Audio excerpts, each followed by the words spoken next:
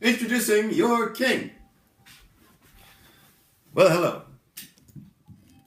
Thank you for that introduction. So kind of you. We work on the trumpet playing a little bit. A little sloppy. Other than that, I appreciate that.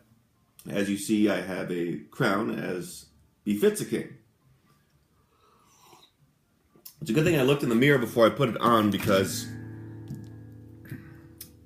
they were kind of like this, you know, and I was wearing it like this, and I was like, something's not right here. I didn't realize that there was like a perforated edge that needed to come apart. So I took them apart, and thankfully, it looks much better. A lot of the days, honestly, I don't look in the mirror, even before I go outside.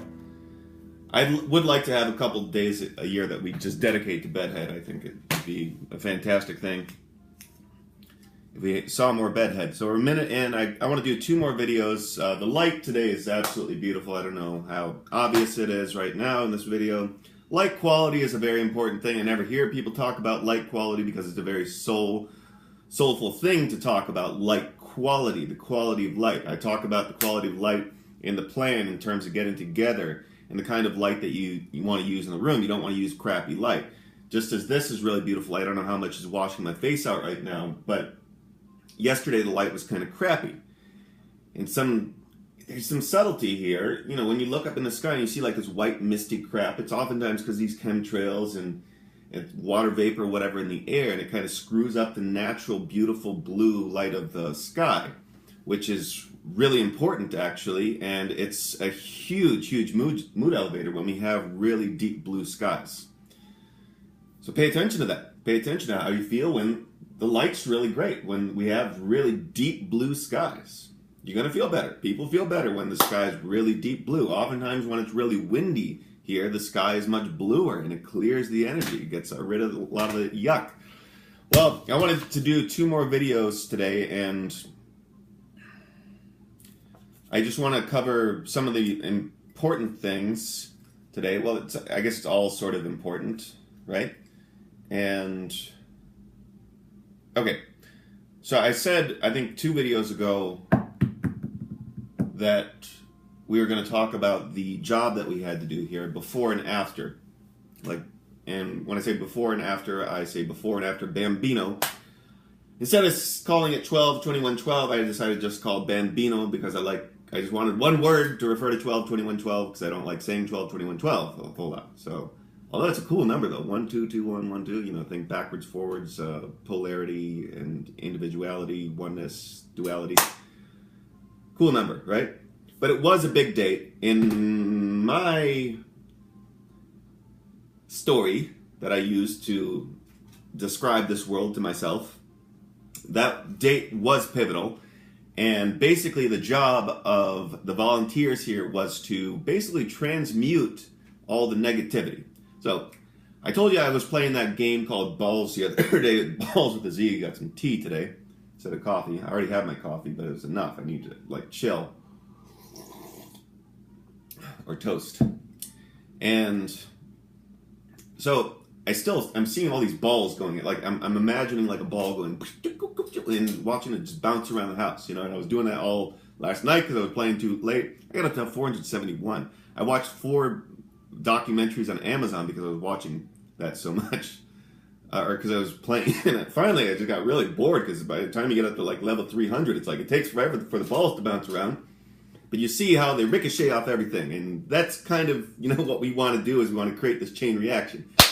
Okay, so yeah, with regards to our job prior to 12-21-12, it was basically get the world beyond that point so we'd have a chance, because without volunteers coming here to transmute negative chains of causation, all this ricocheting going off one another, negativity bouncing all around, that would just escalate into all kinds of panic and negativity and violence, and the scumbags would have their way and they would have retreated into those mountain bases while they blew up the damn world. Got their seed vaults and all their coffins stored up, and this is well documented if you paid any attention to like 10 years ago when shit was getting real scary, like 2005, 6, 7. How we ever made it the last 10 years. Wow, we're still here, 2017. Well, some of us are. Most of us, I hope. Most of us, I hope.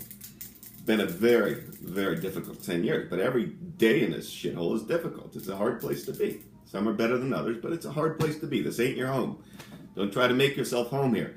So, the job before 12-21-12 was to compost insanity. It was to absorb it, to put the brakes on these negative chains of causation so that they wouldn't continue to fly around anymore. So you might have felt very victimized as a volunteer here much of your life. And you'll get confirmation for the fact that this is so in a number of months or years, depending on how fast we move. And what I'm saying is true. So we had to get beyond 12-21-12. Thus, the practice of forgiveness was very important so we could compost all this insanity. That's why forgiveness was up until that point in time, the most important practice that we had. In actuality, forgiveness isn't really impossible. It is really impossible. You can't actually forgive someone. You're either happy or you're mad. When you're happy, you feel forgiving. When you're mad, you're pissed off at everyone. That's the way it works. So we just got to get happy. Fuck forgiveness. It's 2017. Put that down. If you still want to do that, if that's your thing, fine. But I think we've forgiven enough already. It's time to stop the bullshit, and it's time to transform this damn place and not tolerate any more of this bullshit. It's beyond time. Way beyond time. We could have done this actually as early as 12-21-12 if we were ready. We're a little bit late. We're about like 1,500 days overtime now. So, part 2. So that was compost insanity prior to 12-21-12. That was part 1 of our journey. Part 2 is what? I'm spitting all over the damn place. I'm sorry. I hope that's not flying in the... catching the rays of light and all visible for you. Okay, so part 2 is where we actually should be celebrating right now. We're still doing part 1 though. We're still composting insanity here. Why? We don't have to anymore. We can start to celebrate. We can start to have fun. We can start to get together. And the only confirmation we're going to get with reality is if we're participating effectively and participating the right way. When that happens, we'll get the confirmation that, yes, this is working.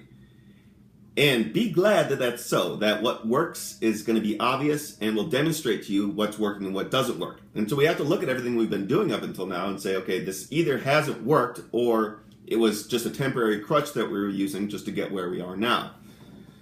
So we need to build these chains of cause and effect just the way that they could have spiraled out of control and created another cataclysmic end for the world back in around 12-21-12. We need to use those chain reactions in the same way. Let me talk about synergistic relationships too real quick, because that's incredibly important. I talk about salvation energy, and everything that I talk about I'll be repeating hundreds and thousands of times probably, because the truth cannot be stated too often until the whole world is completely transformed. We just need to hear it over and over and over again. So synergistic relationships are really important. They can be used positively or they can be used negatively.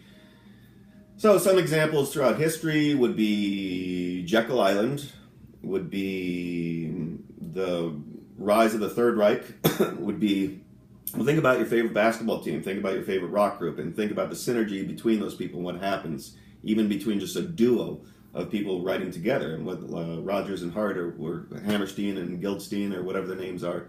And the synergy that comes together when people are really in sync with each other. And that's what we're trying to do. I call this syncing energy, SYNCING, syncing energy. So that's like the primary thing that we want to do. If you get together with a group of people, that's like the first thing you do is you sync your energy. So you're just a stinking pile of shit. You got flies going all around your head. You're all getting together. There's flies everywhere. Shit's flying around, and you're trying to get together and you're talking about something. It's like, wait, whoa. There's shit flying around here. We got to do something about this shit flying around. So clear the shit first. That's what you do. You sync your energy a little bit. So you play a game. You get some kind of relation going. How's everybody doing? Anybody have anything they want to talk about? You let some of that go first before you get involved with any endeavor, whatever it is. Okay, so we're wrapping up this video, and I'll just make this other one right now. I figured out the memory issue with the iPad, so I will take a break. I'll download this one, and then I'll be right back, and I'll make another.